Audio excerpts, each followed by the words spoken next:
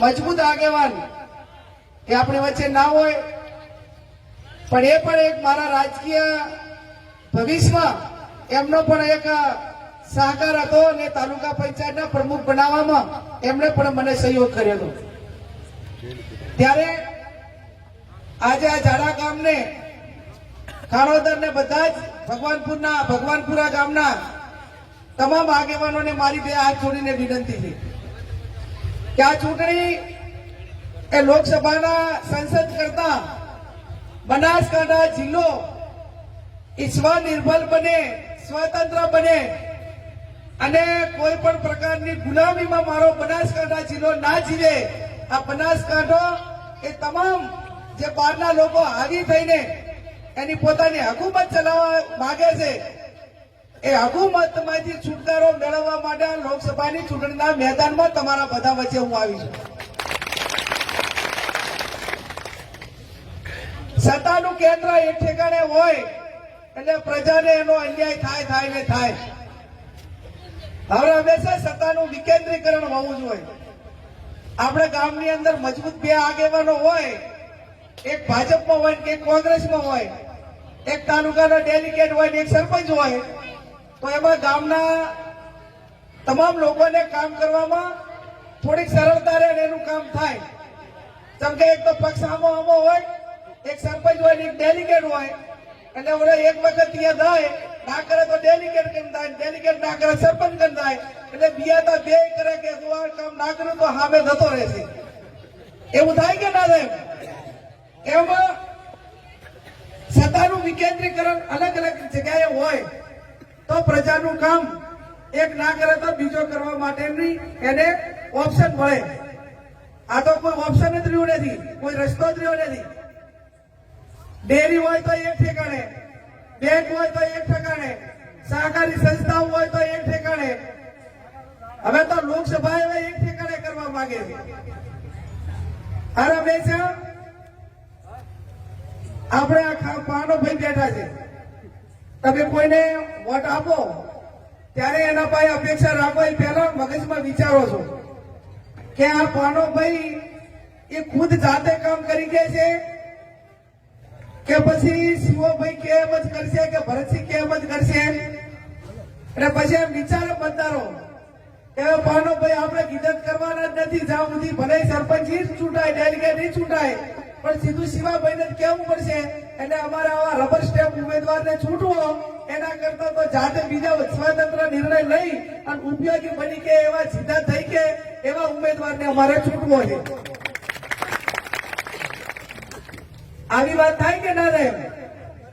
ત્યારે આજ સુધી આપણા બનાસકાંઠામાં તમામ સમાજના આગેવાનોએ નેતૃત્વ કર્યું છે. આ છેલ્લા 10 વર્ષથી બનાસ ડેરી ને બનાસ બેંક એ એક જ વ્યક્તિના રાજકીય એક હડો બની ગયો છે. એમનું સારું લાગે એના માટે કરીને વસ્તીને બોલાવવાની, સ્ટાફને છોડી મેળવાનો, એમનું ભલું થાય ને એમને પોતાને ચાર રાજકીય લાભ મળે છે. કોઈકને વસ્તી બતાવવાની હોય, પહેલા તો પ્રતિભાઈના બધા ચેરમેનો હતા. વારમાં એક વખત ડેરીની મીટિંગ થતી, સાધારણ સભા, એક વખત ડેરીની થાય ને એક વખત બેંકની થાય. આ વારમાં એક મીટિંગ થતી. હવે તો ડેરીનો સિસ્ટમ એવો થઈ ગયો છે કે ભાજપનો જેટલા નેતા આવે અમારા ગામની અંદર ડેરી અમારા કુટુંબમાં જ છે, એટલે અમારે 15 જણા કમિટમેન્ટ કરેલા છે કે તમારે જાર બોલાવે ત્યારે જવાનું, મહિના 2-3 મહિને જાર હોય ત્યારે આ જ કરવાનું. એમ કોઈ ડેરીનો એના ખેડૂતોના ઉત્થાન માટે નહીં, પણ એમના રાજકીય સ્વાર્થ માટેની મીટિંગો, બીજું કઈ નહીં. અને પહેલા તો ભાઈઓને બોલાવતા એટલી વારે હારું.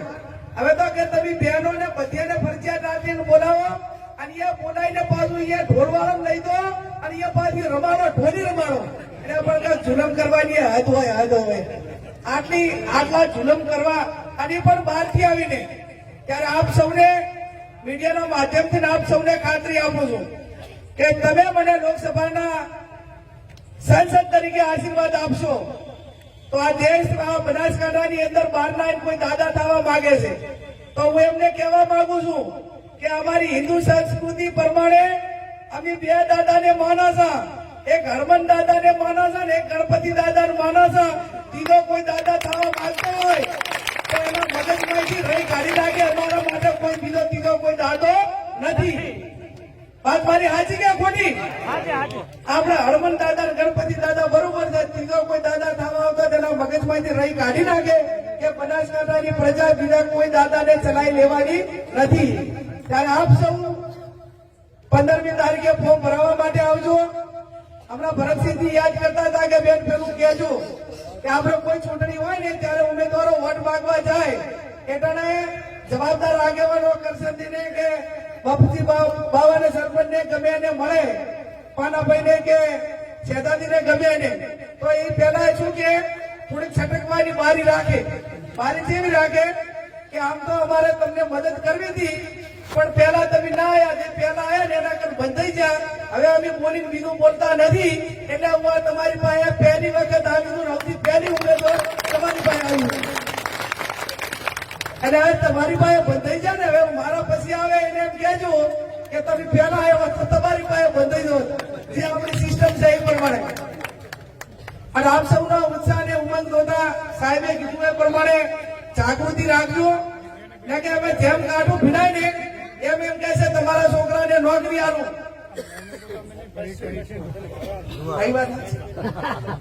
જેમ નજીક આવે ને એમ કહે છે હું તમને ડેરી અપાવીશ, નજીક આવે એમ કહે છે તમારા છોકરા નોકરી અપાવીશ, નજીક આવે એમ એટલા વાયદા તમારે લાંગી હોવાનું બતાવશે.